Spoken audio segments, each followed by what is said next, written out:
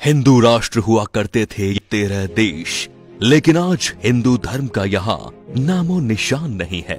इसीलिए लोगों को जागरूक करने के लिए इस वीडियो को पूरा देखें और शेयर जरूर करें। नंबर 13, अफगानिस्तान। गांधार और कंबोध प्राचीन काल के राज्य थे जहाँ हिंदू राजा राज्य करते थे। उसके बाद यहाँ पारसी और बौद्ध धर्म के राजाओं ने शासन किया, लेकिन बाद में इन जमीनों को मिलाकर अफगानिस्तान बना। इस देश ने अपना राष्ट्र धर्म इस्लाम बना लिया और अफगानिस्तान में आज तक लोग कभी खुश नहीं रह पाए हैं।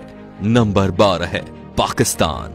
साल 1947 में पहले भारत का ही हिस्सा था और सिंध के नाम से जाना जाता था, लेकिन बाद में ये अलग देश बना जिसमें पंजाब, मुल्तान, पेशावर, बलूचिस्तान आदि भाग मिले। पाकिस्तान ने अपने देश का धर्म इस्लाम रखा। आज भारत का सबसे बड़ा दुश्मन यही है और आतंक की फैक्ट्री चलाता है। नंबर 11 है बांग्लादेश। साल 1947 में भारत के विभाजन के बाद बंगाल से कटकर पूर्वी पाकिस्तान बना। 1949 में आवामी लीग की स्थापना हुई। इसका उद्देश्य पूर्वी पाकिस्तान को संयुक्ता दिलाना था। 1971 शेख मुजीब और अवामी लीग ने 26 मार्च को स्वतंत्रता की घोषणा कर दी और नए देश का नाम रखा बांग्लादेश। नंबर 10, नेपाल। आज नेपाल एक स्वतंत्र राष्ट्र है। कुछ साल पहले यहाँ हिंदू राष्ट्र हुआ करता था, लेकिन ये भी एक सेक्युलर राष्ट्र घोषित हो गया। प्राचीन भारतवर्ष में नेपाल भारत का ही अखंड भाग था, जिसे देवघर कहा जाता था। इसी देश में भगवान श्री राम की पत्नी सीता, जिनका जन्म स्थल मिथिला में स्थित है। नंबर 9, भूटान। प्राकृतिक सुंदरता से भरपूर भूटान भी कभी भारतीय महाजनपदों के अंतर्गत एक जनपद था और अखंड भारतवर्ष का हिस्सा था।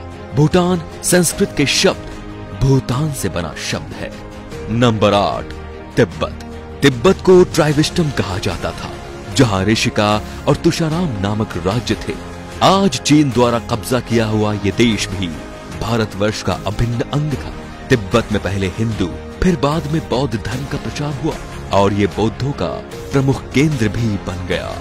Number 7, Myanmar. म्यांमार को प्राचीन भारतवर्ष में ब्रह्मदेव के नाम से जाना जाता था। ये देश प्राचीन काल से ही भारत का ही उपनिवेशक रहा है। हालांकि मुस्लिम शासन काल में म्यांमार शेष भारत से कटा रहा और यहाँ पर स्वतंत्र राज्य सत्ताएं कायम हो गई। नंबर 6, श्रीलंका।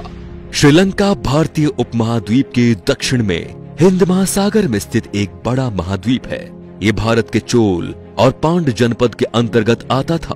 कालांतर में यहाँ के सिंघल राजा ने बौद्ध धर्म अपनाकर इसे राज्य धर्म घोषित कर दिया और आज श्रीलंका भारत से अलग है। Number 5, Malaysia. मलय प्राय द्वीप का दक्षिणी भाग मलेशिया देश के नाम से जाना जाता है।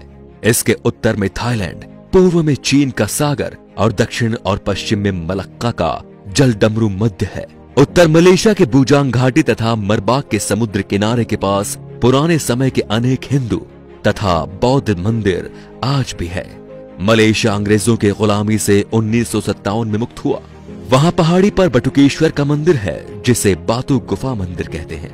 पहाड़ी पर कुछ प्राचीन गुफाएं भी हैं। आपको बता दें कि मलेशिया फिलहाल एक मुस्लिम राष्ट्र है। Number 4, Singapore. प्राचीन काल में भारत के इस हिस्से का नाम सिंहपुर था, जो आज सिंगापुर हो गया है। बाद में 9 अगस्त 1965 को अंग्रेजों ने सिंगापुर को स्वतंत्र और एक गणतंत्र देश बना दिया।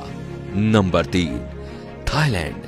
हमें भले ही घूमने के लिए कहीं जाना हो तो थाईलैंड का नाम दिमाग में आता है, लेकिन ये बहुत ही कम लोग जानते हैं कि थाईलैंड का प्राचीन भारतीय नाम श्याम देश है।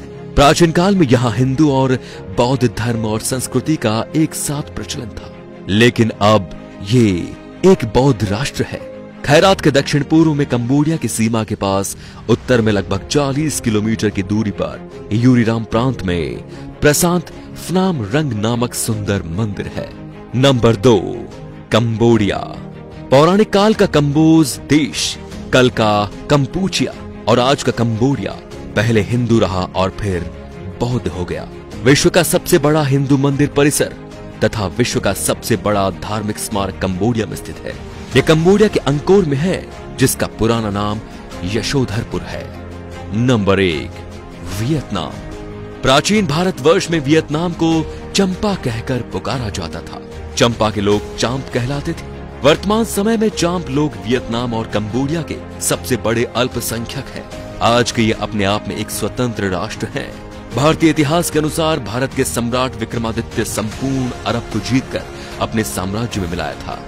भारत में आज जिस तरह लोग जात पात में बट रहे हैं, उससे हमारे देश को खतरा है, क्योंकि हमारे देश पर राष्ट्र विरोधी ताकतों की बुरी नजर है और वे हमें आपस में लड़ा रही हैं। इनसे सावधान रहना सीखें, नहीं तो हमें आज नहीं तो कल और कल नहीं तो परसों पछतावा तो होना ही है। तो दोस्तों, इस वीडियो को आग की तरह फैला दीजिए ताकि पूरा हिंदुस्तान सावधान हो जाए। Thank you.